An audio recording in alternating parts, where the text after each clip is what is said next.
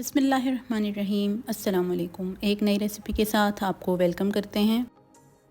आप में से बहुत से लोगों ने सूजी का हलवा बनाया भी होगा और खाया भी होगा, लेकिन आज जिस सूजी के हलवे की रेसिपी हम आपके साथ शेयर कर रहे हैं वो बहुत ही यूनिक स्टाइल में बनकर तैयार होगा और हम इसको बेसन के साथ मिलाकर बनाएंगे जिससे इसका जो मज़ा है वो दोबाला हो जाएगा। तो अगर आपने आज से पहले सूजी और बेसन का हलवा ट्राई नहीं किया है तो एक बार आप इस रेसिपी को ट्राई ज़रूर कीजिएगा।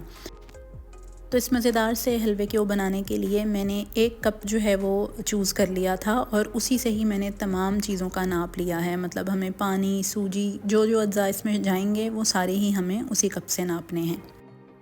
इसके लिए सबसे पहले हम एक शीरा तैयार कर लेते हैं, जिसके लिए मैंने 2 कप पानी लिया था और 1 कप चीनी का लिया था। साथ ही 3 छोटी इलायची ली थी, हरी वाली जो इलायची होती है, और उसका हल्का सा क्रश कर लें किसी चीज़ से, या उनके जो मुंह हैं वो खोल दें और वो इस पानी में शामिल कर दें।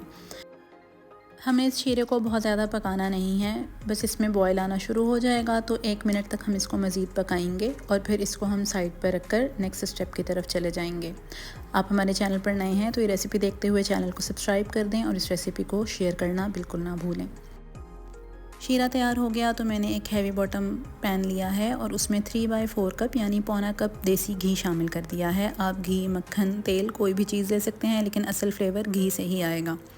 साथ ही साथ उसी सेम कप से नापते हुए मैंने 1 कप बेसन लिया था भर के और वो इसमें शामिल कर दिया है। बिल्कुल लो हीट रखते हुए हमें इस बेसन को इतना फ्राई करना है इस घी में कि इसमें बबल्स निकलना शुरू हो जाएं।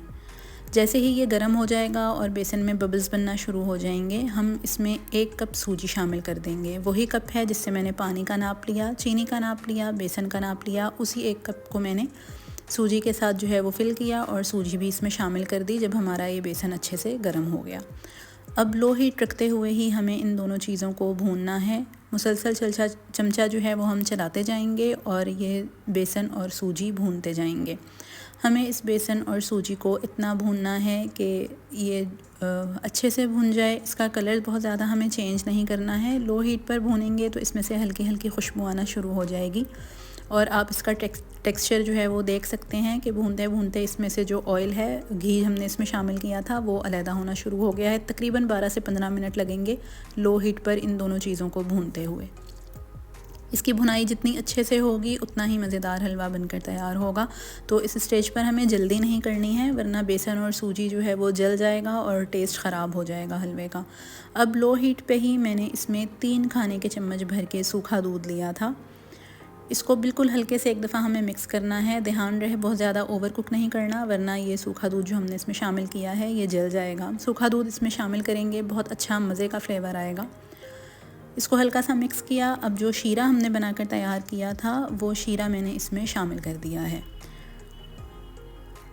अभी भी चूल्हे की जो आंच है वो बिल्कुल स्लो है। हमें इस हलवे की पूरी कुकिंग जो है वो लो हीट रखते हुए ही करनी है। शीरा डालने के बाद मैं इसको मिक्स करती जा रही हूँ।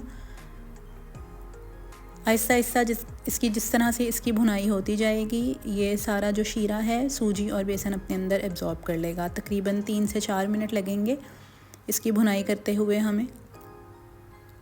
आप देख सकते हैं कि सारा जो शीरा था वो मिक्स हो गया है। अब यहाँ इस स्टेज पर मैंने 1/4 कप यानी 1/4 कप देसी घी मज़ीद शामिल किया है। मतलब हमें टोटल 1 कप घी का इस्तेमाल करना है। 3/4 कप यानी पौना कप मैंने शुरू में इस्तेमाल किया था और इस स्टेज पर मैंने 1/4 कप मज़ीद घी का इसमें शामिल कर दिया है।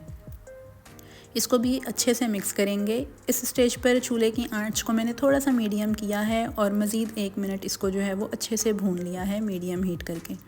1 से 2 मिनट भूनेंगे और हमारा ये मज़ेदार सा जो हलवा है वो बनकर हो जाएगा बिल्कुल तैयार।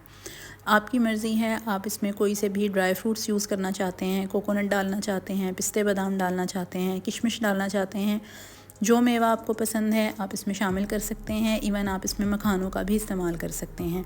मैंने यहाँ पे रोस्टेड बादाम इसमें जो है वो क्रश करके शामिल कर दिए हैं। इसको भी हल्का सा मिक्स करेंगे और बस हमारा ये हलवा जो है वो बनकर बिल्कुल तैयार है। इसको गरम गरम सर्व करें, बहुत ही मज़ेदार ये हलवा बनेगा। हमें पूरी उम्मीद है आप इस रेसिपी को ट्राई करेंगे तो यकीनन ये रेसिपी आपको अच्छी लगेगी। इस रेसिपी को ट्राई ज़रूर कीजिएगा, हमें अपने फ़ीडबैक से भी आगाह कीजिएगा। सर्दियों के मौसम में आप इस हलवे को गरम गरम सर्व करें, खाने वाला जो है वो खुश हो जाएगा इस हलवे को। अल्लाह ताला हमारे और आपके रिस्क में बहुत ज़्यादा बरकतें रहमतें अता फ़रमाएँ। मज़ीद नई रेसिपीज़ के साथ हाज़िर होंगे, तब तक के लिए इजाज़त दीजिए। अल्लाह हाफ़िज़।